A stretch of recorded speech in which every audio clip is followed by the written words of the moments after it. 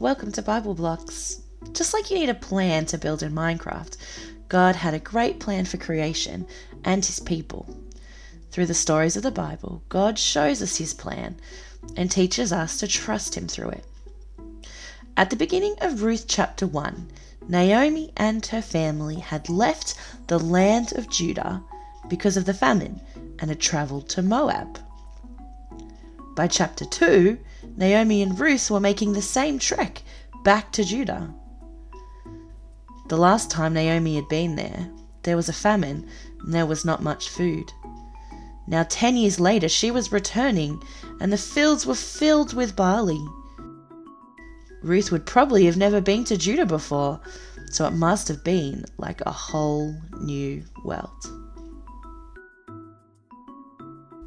According to the laws that God helped Moses write, you can read about them in the book of Leviticus.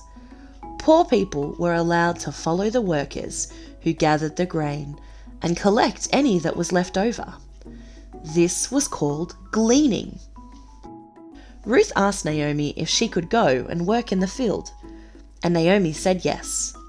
Ruth worked hard from the early morning to the late evening.